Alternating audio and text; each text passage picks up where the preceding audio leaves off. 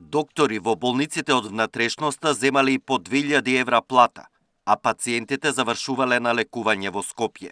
Од Фондот за здравство посочија дека некои специјалисти во други градови ги злоупотребувале сите можни додатоци, како работа во смени и дежурства, без соодветно да ги третираат болните, туку само ги препраќале на клинички во Стара Градска или во ГОП 8 септември.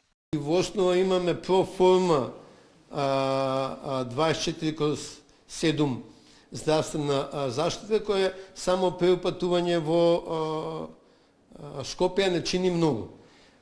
Мораме да најдеме начин да го кажеме тоа, без да се навредиме, бидејќи секаде има добри и лоши примери. Нигде нема само добри и само лоши примери, и мораме тоа да го комуницираме и да ги доведеме работите да, кога се работи луѓето да бидат платени, ама да не плаќаме кога не се работи. Во меѓувреме, тројца директори на клинички кои си ги надплатувале месечните примања, според нивни неправилни пресметки, вратиле во здравствената каса околу 25.000 евра.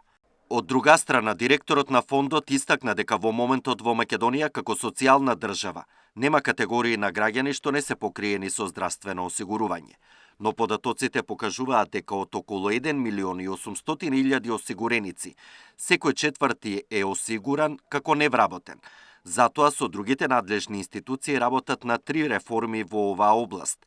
Првата група се осигуреници што непосредно останале без работа и лица кои имаат непријавени приходи поради работа на црно и граѓани што живеат и работат во странство.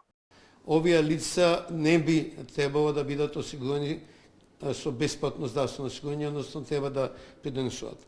Втората работа што е поврзано со активност на владата и на програмата на владата и во координација со УНИЦЕФ се разгледуваат моделитетите за независно здравствено осигурување на лицата под малолетните лица под 18 години. Третата реформа се однесува на лицата кои работат во флексибилни форми на ангажмани. Александар Динев, Сител телевизија.